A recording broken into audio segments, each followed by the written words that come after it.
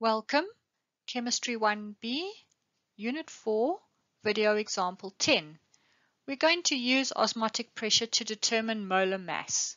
This is very common in biochemistry, where we're able to determine molar masses of proteins by doing physical chemistry measurements with the solutions of proteins.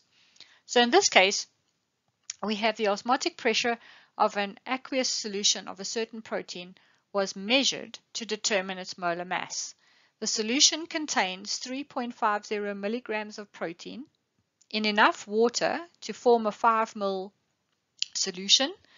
The measured osmotic pressure of the solution was 1.54 torr at 25 degrees C, and we want to find the molar mass of the protein. Okay, one important thing to remember is that when we're using osmotic pressure, the pressure units are in atmospheres. So it's very important to remember to convert all pressure units to atmospheres. All right, so 1 atmosphere in this case is equal to 760 torr. Okay, this information will be given to you in a test or an exam, but this is just by way of explanation for you. All right, so we can start with the osmotic pressure calculation equation. Remember that pi is equal to mRT, and if we're going to work anywhere near molar mass, we're going to need to find the molarity first. That is the only thing that we can find. We've been given the osmotic pressure, we know the gas constant, we know the temperature, so first thing we can do is find molarity. So that's what we need to do. So here is the equation that we can start with.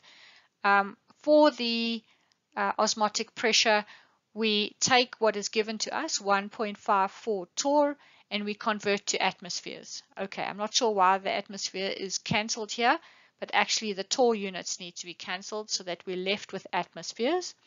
All right, okay, and then we can enter the gas constant.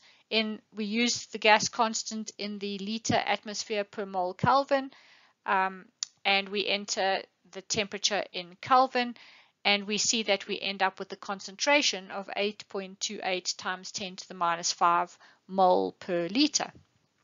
All right, now with that concentration, we can work out the number of moles. So here we have N is equal to C times V. You should recognize this equation. We have the concentration, which we've just calculated, and we have a volume that's been given. It was 5 milliliters over here.